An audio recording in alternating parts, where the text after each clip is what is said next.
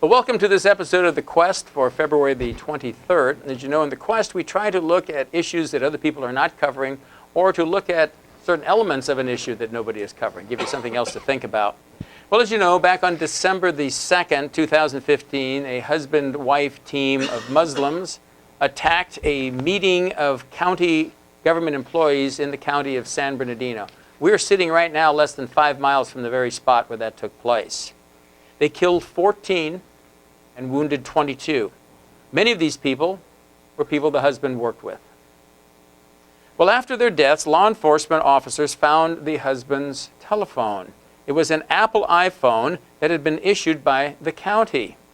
Believing that there may be clues that could lead to other terrorists and possibly preclude another attack, the federal government received a court order directing the Apple Corporation to invent a way to hack in to their own phone so the FBI could snoop around looking for clues. Now, Apple has resisted, and an epic court battle is shaping up. Once again, we have a classic case of safety versus privacy. And opinions on both sides are intense. We're going to talk about some of those elements tonight. And we're going to turn it over to Dave Henderson to kind of give us some background on this and his thoughts to kick things off. Well, first of all, I'm always, throughout my life, always been a law and order kind of guy. It's been a good part of my life, even working in enforcement of laws. I'm a child of the 1950s and 60s. I grew up with the old, good guys wore white hats and bad guys wore black hats, and laws and good and evil were a very binary thing, meaning there was either right or wrong, black or white. I spent a period of time after my military service as a federal corrections officer. So I've had my share of exposure to evil throughout the years. As I've said, I've even been forced to put into positions where I've had to do a little bit of head busting. And it's not something that I relish, but in order to have a civil society like we've been talking about, sometimes force is necessary. Now, the question becomes what is justified force and what is not justified, but that's going down a different road. As Lawrence said, the issue at hand is that the federal government, through a federal magistrate, has ordered Apple to open up one of their phones that was used by this terrorist. Now, when you first hear that, my initial reaction was, well, yes, we want to know what was in that phone, and the federal government has a right to write a search warrant and to open access to that phone. It all sounds good on its surface, but when you take a step back and you start digging into it a little bit further, we find that what the federal government has asked Apple to do is not open this one phone. They have asked Apple to create software to open up all their devices. Well, that creates some problems. First of all, like I said, if it was the one phone of the terrorist, rah, rah, rah, go get him, open it up, find out who else is involved, and go on down the road. But the problem is that the federal government has established a pattern of lying to us. I hate to say that, but that's what is the reality of the situation. Now, as Lawrence said, just 5 miles from where we're sitting right here in San Bernardino, California, was the site of the terrorist attack where 14 people were killed. Now, all of us want to know what caused that, who was involved in that, and bring them to justice. That's not what is at issue here. We have a scenario where if Apple creates this software, it does a couple of things. First, it opens up the phone to potential hackers, potential cyber thieves, identity thieves, and all kinds of things. And that is one of the big differences between, as a tech guy, I can tell you one of the big differences between a PC and an Apple is that PCs are open architecture. They were designed from the get-go to be open architecture so that developers could develop applications and software packages to work with the PC system. That's why when you go to an Apple store, all you can find is Apple software. Now, as a PC guy, I can tell you there's some downsides to that. Apple software is a lot more expensive. But the upside to that is that their machines are very secure. They don't have the virus problems that PCs have. So Apple is basically saying, wait a second, you're asking us to create a backdoor into our devices that can be exploited by thieves. Second of all, it can be exploited by the government to illegally extract information from all of our phones. Now, I mean, they tell us, and we would like to believe that it would require warrants from a judge, but with the FISA court system, getting those warrants is not what it used to be. Now, the pundits, when you listen to pundits on television, they talk about political capital. In other words, the president has a certain amount of capital because he won this election. He has a mandate from the people. In other words, the political capital that he can spend to get his policies through are based off of, this capital that he's gained through his election. Well, there's another kind of capital, and it's a capital that is basically between us and our government, and I will call it trust capital. In other words, in the early days of the FBI, for example, in the days of Prohibition and Eliot Ness, the FBI established a record of being a trustworthy organization. They were untouchable. They couldn't be bought by organized crime. Eliot Ness proved himself to be a moral character of good standing that, enforced the law as it was written. Now, there's all kinds of tales about Eliot Ness, and we're not going to go into those. The point that I'm trying to get at is the FBI established itself as a credible organization, and it developed trust capital with the people. The people had the option of basically trusting them to do the right thing. And over many, many years, they did basically do the right thing. Now, we can get into the whole J. Edgar Hoover, which is a whole other scenario, but you kind of see where I'm headed with this trust capital theme, okay? Well, in 1993, the FBI severely damaged its trust capital, in my opinion, when they entrapped a fella up in Idaho by the name of Randy Weaver. And it led to a multiple day standoff in this town called Ruby Ridge up in Idaho. And the ATF was involved. It was basically an entrapment over gun regulations. The ATF went in there and shot Randy Weaver's son. It brought about a whole standoff. The FBI came in there, and they came in like the 7th Cavalry. We're going to solve this situation. There was another death. Randy Weaver's wife opened up the cabin door, standing there with her infant child, unarmed, and was shot in the head by an FBI sniper. Well, we like to think that the FBI was executing an arrest on this individual for justified reasons. I would like to think that. But when it went to court, after the whole thing was settled, Randy Weaver was acquitted on all charges. So in other words, he lost his son, he lost his wife, destroyed his family, bankrupted him trying to defend himself against criminal charges, and was acquitted in the end. FBI lost some trust capital with me. A year later, the ATF and the FBI once again found themselves in a siege scenario in a little town called Waco, Texas.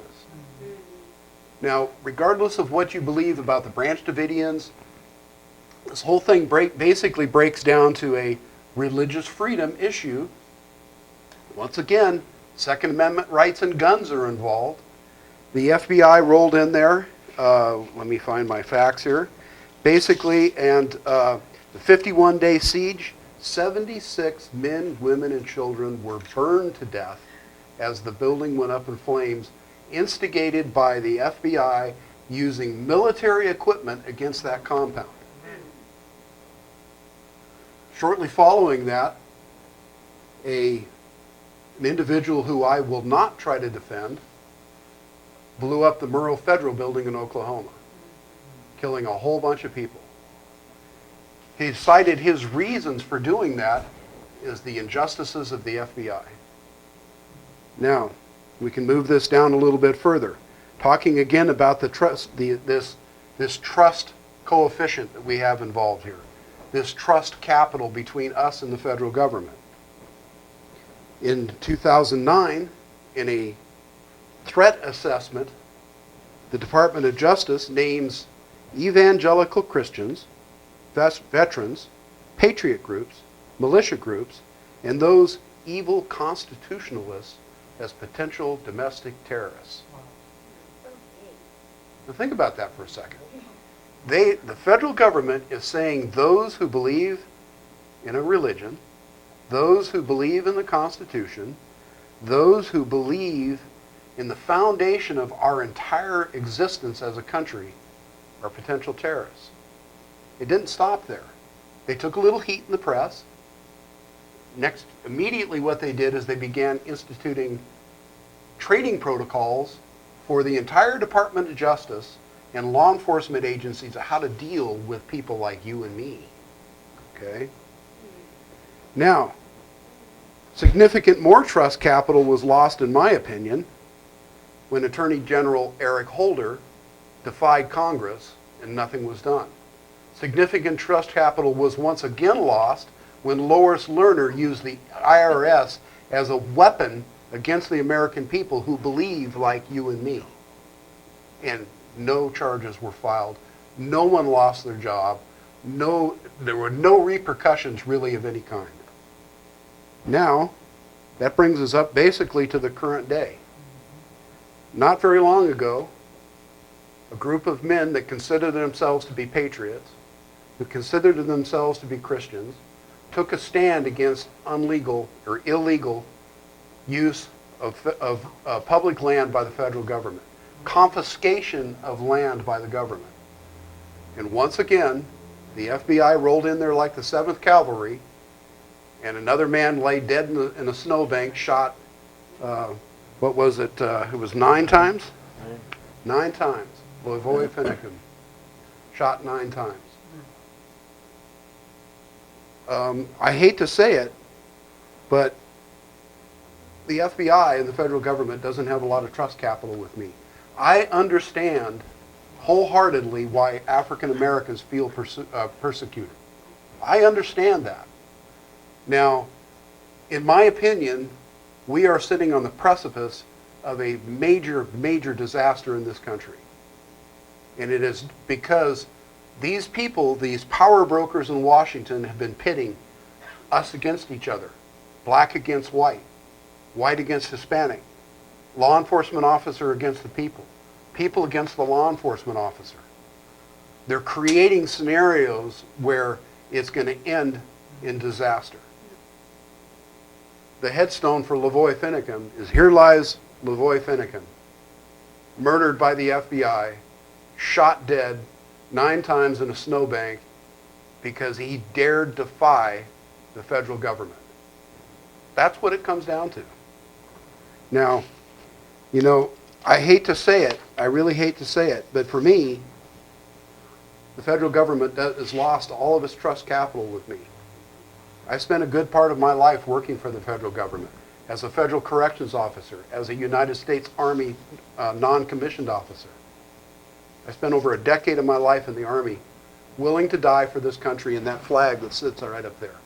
And right now, as far as I'm concerned, the government can have every award they gave me because they're absolutely meaningless to me anymore. And I say that with emotion because it's one of the most devastating things that's happened to me in my adult life. So think about that for a moment.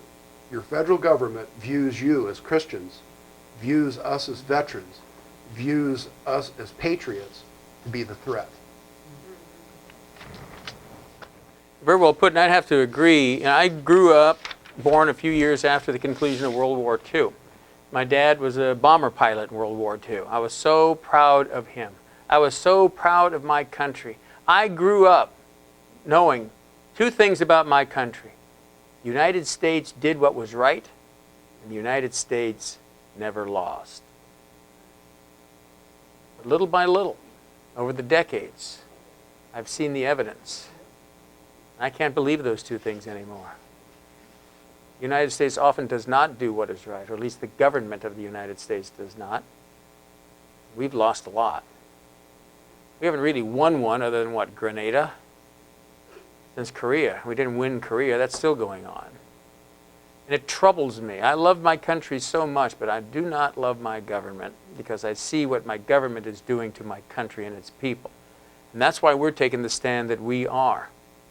A lot of pastors out there, a lot of Christian leaders will not make this move. They're timid little church mice, frankly. But the Christian community needs to rise up because, as we have said, everything is at stake. Now, getting back to this issue, let's look at a few of the particulars. This has become a huge issue. And frankly, we're swimming upstream here. A poll that just came out indicated that about 51% of the people sided with the federal government on this. 38% sided with Apple, 11 were undecided. So we know we're swimming upstream on this. But you know, right is right. You know, right doesn't matter, isn't determined by how many votes you have. Right is right. Now, think about some of the details here. The FBI is trying to work on the mere suspicion that maybe, possibly, something might be found in this phone.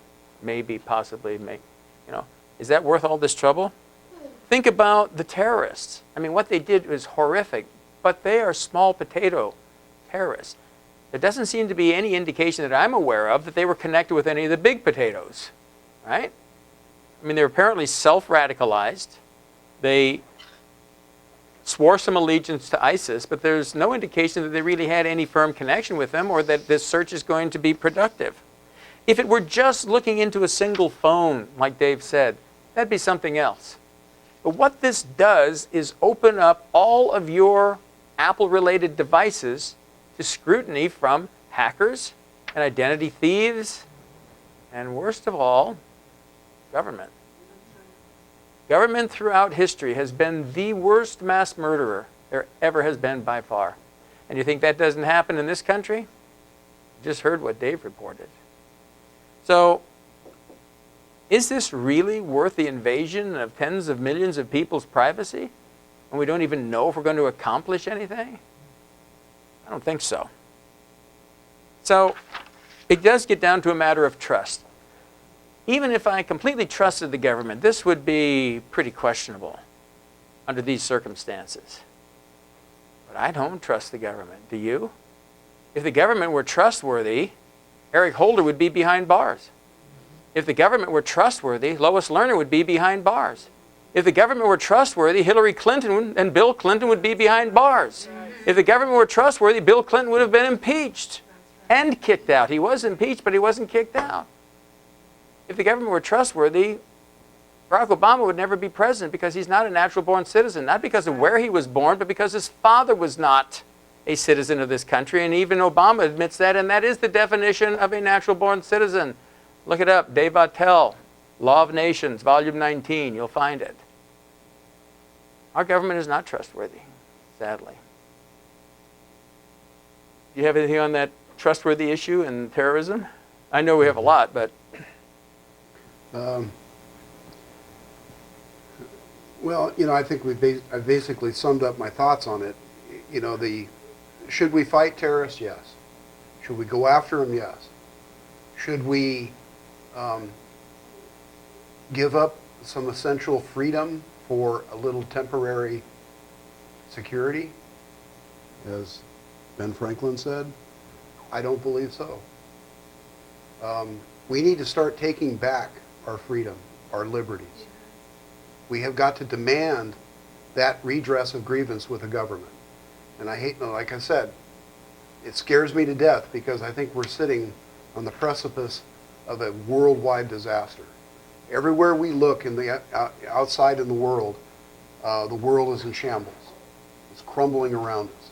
Everywhere we look inside our borders, our Constitution is being disobeyed. Our government is not representing we the people anymore. At some point, there's going to be a clash. At some point, we are going to be, unfortunately, I believe, fighting and killing each other. And anybody that's ever been involved in conflict, battle, war, understands the implications that go behind that. It's the last thing in the world that I want to see. But unfortunately, I think we're on the door. We're knocking on that door, and we have morons in leadership positions that are leading us down that path with no idea of the implications of what they're going to bring on us. For ages, the politics of safety have been used to justify tyrants. You're not safe, so give me a little more of your power and your freedom, and I'll protect you. Well, we at the American Christian Patriot Church have actually formulated a way to use the politics of safety to cut in the opposite direction. To use the politics of safety to restore your rights, to restore your power, and to reduce the power of government at all levels. So stay tuned. We'll be talking about that in the weeks to come as well. We've got all kinds of things in store for you. But I think maybe in kind of a concluding remark about this, Dave and I had resolved that we were going to talk about this issue a few days ago.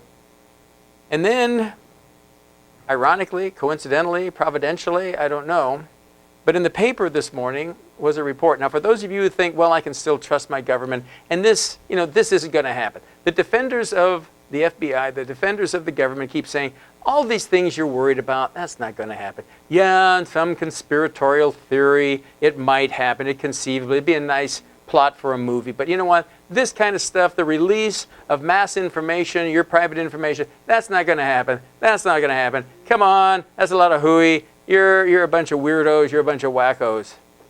Well, guess what was reported this morning in the paper? There's a group of parents of special needs children in the state of California who believe that their children are not receiving all of the attention and services to which they're entitled. And so they have secured some attorneys to represent them. The attorneys are trying to make the case that, in fact, the school districts have discriminated against these special needs children. They have not provided them with what the law requires. But in order to document that, they need a lot of information. And so they submitted a request, a petition to the court to open up school records so that they could explore and see if they could determine a pattern of discrimination against special needs children. The court allowed that. Guess what that means? It means that the supposedly private, secret, confidential school records of about 10 million public school students in the state of California from 2008 to the present are going to become open to these attorneys and whoever else they want to have work with them. Let me tell you the kinds of things that are going to be released. Addresses and phone numbers, test scores and disciplinary records, health and mental health records, and social security numbers where they are available. Now think about it. I bet every one of those parents never imagined that this private information would ever be revealed. Just like some of you think the government would never use this tool, this back door that they want to force Apple to create, to use to compromise your security. Yeah. The parents of 10 million students in one state have learned what it means to trust the government with their private records. And oh, by the way, your children are the most susceptible to identity theft because it would most likely be decades before you realize that their credit history has been compromised. You think you're safe? You think you can trust the government? You think this will never happen to you? It's been happening, friends. It's been happening. Questions? Comments? It appears that, every time something happens within the news or in the media, that the government capitalizes on the opportunity. I mean, they're opportunists. They see, somebody went wrong with a gun, so now they want to take away all the guns. And you said something earlier that they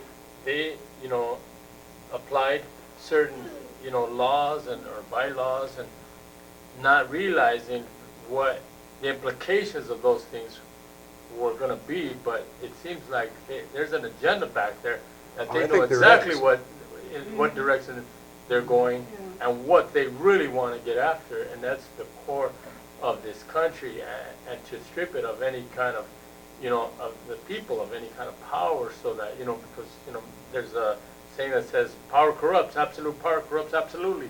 And, Absolutely. we remove God from the equation, and there's nothing to regulate you, I mean, it's just chaos, at its worst then, Absolutely. Yeah, that is exactly the case. Was it Eric Holder that said never allow a disaster to go to A waste? good crisis. Yeah, I think it was Rahm Emanuel. Rahm Emanuel, Yeah. yeah. Never allow that crisis to go to waste. And you see it every time there's a shooting. Right. Every time some kid gets killed because he was trying to mug somebody, they're going to make capital out of that. That political capital again that I just talked about. Yeah. And notice how this only cuts in one direction, though. Right. When things happen among us, it always works to take away our freedoms and to enhance the power of the government. But when the government goofs up, like we said, Hillary Clinton, Eric Holder, Lois Lerner, and so forth and so on, what happens to them? Things that happen in private society are used to minimize our rights and maximize the power of the government. But things that the government does wrong never works to minimize their power and maximize ours. So it's always a one-way flow. But you're absolutely right about that. They are opportunists. There's a good way to put it.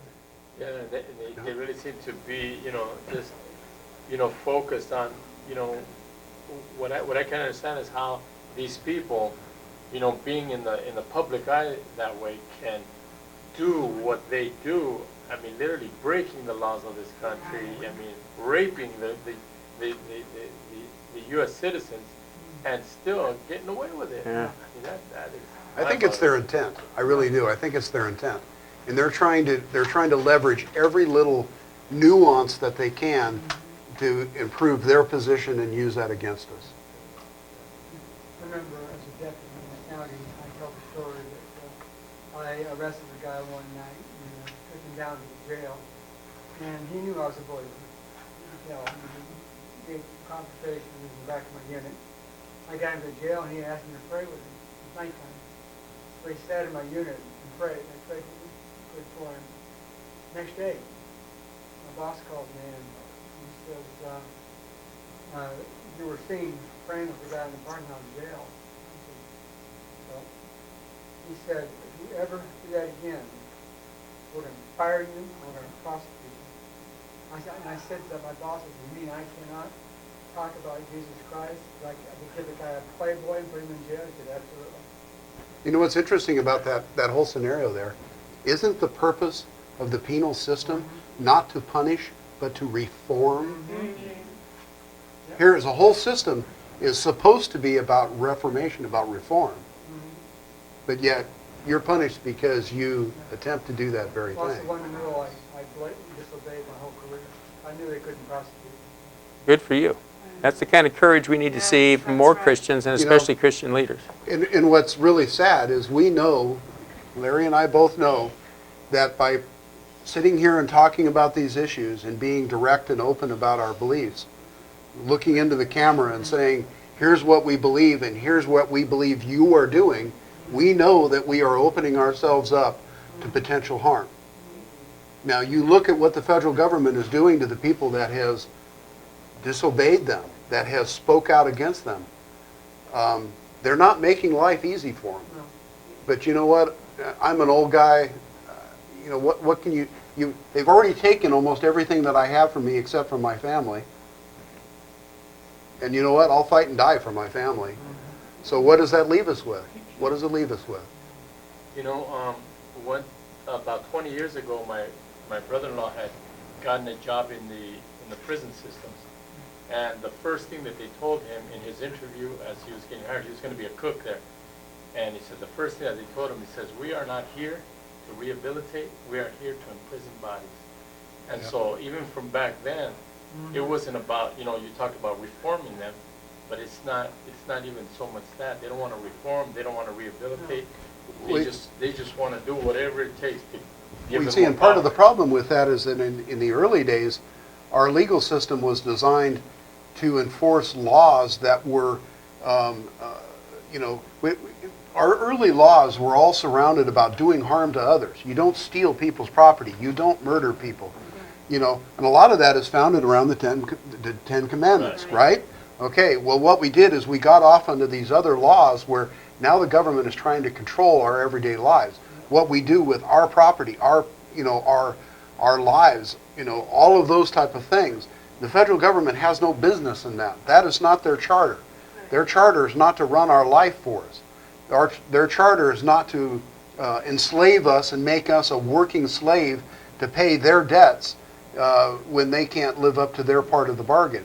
You look at the Constitution is nothing more than a contract between the federal government and the states, and by therefore the people.